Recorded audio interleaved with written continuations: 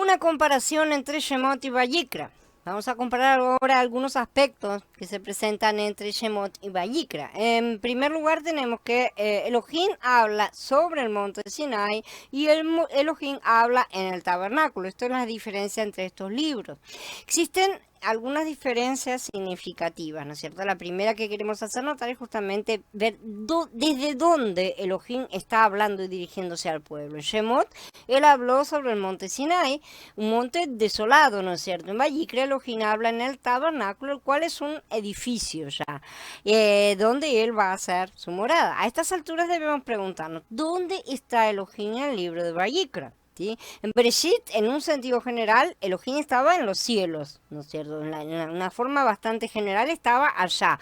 En ocasiones él venía a la tierra, sí, para hacer alguna visita, pero después regresaba y se alejaba nuevamente. En Shemot, Elohim descendió al monte Sinai y permaneció allí para realizar la obra de edificar su morada en la tierra y estuvo dando instrucciones y en contacto con su pueblo. Después, en el último capítulo de Shemot, vemos que el tabernáculo fue erigido realmente y que el mobiliario fue colocado dentro de él y finalmente Elohim entró en el tabernáculo para habitar en él. O sea, completó esa fase, esa etapa que él tenía en su corazón. Ahora en Vayikra vemos que Elohim está en el Mishkan, que es la tienda de reunión, ¿no es cierto? Y él habla en la tienda de reunión, en el Ohel Moed. El primer y el último pasuk de Vayikra indican que el libro entero es una crónica del hablar de Elohim. El hablar iniciado en el pasuk 1, en capítulo 1:1, tuvo lugar no en los cielos ni en el monte Sinai, sino ya en el tabernáculo. Hoy en día, Elohim también habla en su Mishkan, ¿no es cierto? Y este tabernáculo es la congregación, ¿no? El Mishkan hoy es la congregación. Según el principio que establece la tipología acá, Elohim habla en la congregación, que es su tabernáculo, la tienda de reunión. Esta tienda de reunión, Ohel Moed, es el oráculo, el lugar donde Elohim habla, ¿sí? Individualmente todos somos tabernáculos, recordemos la fractalidad, recordemos que todo se repite en tamaños menores y mayores en un mismo formato, así como Mashiach lo es de manera también individual, sabemos, pero el edificio completo, la casa de Yahweh, es el cuerpo, la congregación de la cual Mashiach es la cabeza. En la congregación, Elohim habla continuamente. La medida en que una asamblea es la congregación, en términos reales y concretos, ¿no es cierto? Depende de cuánto Elohim habla allí.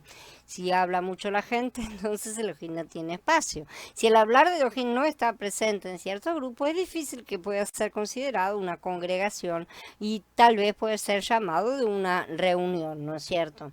Según la tipología, donde estaba la tienda de reunión, allí estaba el hablar de Elohim. Ahí estaba su presencia y desde allí él hablaba con su pueblo. Los hijos de Israel acampaban en miles de tiendas, ¿sí?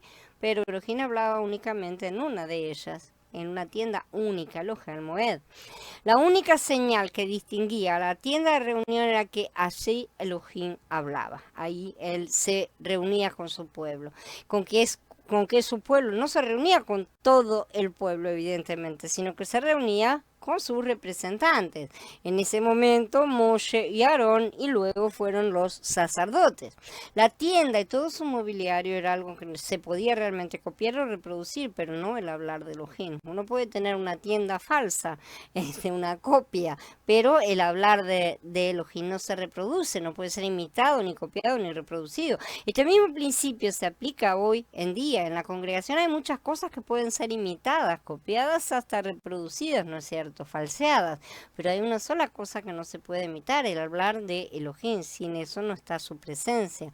El hablar de Elohim es único, depende únicamente de Yahweh.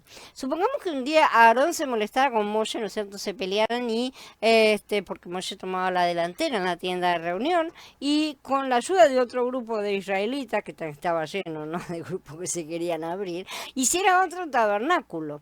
En todo sentido, el tabernáculo de Aarón sería una réplica exacta del original, podía ser perfecto, exacto. Los dos tabernáculos pueden ser idénticos, de manera que no pudieran ser distinguibles en el aspecto anterior. Ahora, en el aspecto exterior, perdón. Si hubieran estado allí, yo les pregunto, ¿a cuál tabernáculo habrían acudido? ¿Al que erigió Moshe o al que erigió Aarón? ¿A cuál de los dos se habrían dirigido? Tal vez ustedes aseguren que jamás irían al tabernáculo de Aarón, sino únicamente al tabernáculo de Moshe. Esta respuesta no sería tampoco la correcta. ¿Sí? La forma correcta de contestar esta pregunta es decir, yo nunca iría a un tabernáculo donde no esté presente el hablar de Elohim. Porque si en esta división, supuestamente, Yahweh hubiera dejado a Moshe y se hubiera ido con Aarón, lo correcto para nosotros no es seguir a los hombres, sino seguir el hablar de Yahweh, la presencia de Elohim donde Él está. De manera que cualquier tabernáculo carece de valor si Él ya no está en ese tabernáculo. Por eso el templo fue reducido a un montón de piedras, el tabernáculo fue eliminado y tantas cosas, ¿no es cierto? No solo una vez, sino que el templo fue destruido 2 veces. Esto demuestra que cuando Elohim lo abandona ya deja de ser una cosa con interés. El tabernáculo era precioso, ¿no? Por el oro que contenía. Lo que hacía el tabernáculo precioso era el hablar de Elohim, su presencia en el pueblo. Esto mismo se aplica a la congregación hoy, evidentemente. La preciosidad de la congregación es el hablar de Yahweh, o mejor, o dicho de mejor manera, el Elohim que habla con su pueblo, lo hace dentro de la tienda de reunión, lo hace dentro del lugar en el cual Él ha depositado su nombre. Alabado sea el Adón, porque en la congregación se encuentra el hablar de Elohim como Él mismo ha asegurado, y este hablar es un tesoro para nosotros. En segundo lugar, una segunda comparación son las llamas de fuego, ¿no es cierto? En Shemot encontramos las llamas de fuego, las cuales se basan en la ley que expresa la justicia de Elohim. En Vayikra encontramos la gracia infinita, la cual se basa en la obra redentora de Mashiach que expresa la justicia de Elohim. No es que la haya abolido. No se abolió nada, Él vino a cumplirla en perfección. En Shemot el fuego echaba llamas, la ley fue promulgada, la justicia de Elohim se hizo manifiesta. Lo que se revela en Vayikra no es la ley de Elohim, sino la redención efectuada por Mashiach, representadas también a su vez por las ofrendas. Shemot vemos la ley que condenaba, ¿sí? Pero en Vayikra vemos al Mashiach redentor. Vemos que hay un camino para poder acompañar las dos cosas. Por lo tanto, en Vayikra la justicia de Elohim no se expresa por medio de llamas de fuego, sino mediante la gracia infinita. Y eso no quiere decir que ya no tengamos que cumplirla, evidentemente. En Shemot vemos que Elohim habló desde el fuego, pero en Vayikra Él habla en su gracia. Lo que encontramos en Vayikra no son las llamas de fuego de la justicia, que realmente tendrían que alcanzarnos a todos, porque al final, ¿quién de nosotros ha podido superar todas las pruebas? Ninguno tiene esa capacidad. Las llamas de justicia estaban ahí justamente, pero en Mashiach todo lo podemos en aquel que nos fortalece. En tercer lugar, en Shemot las llamas de fuego hacían que Elohim fuese temible, ¿no es cierto?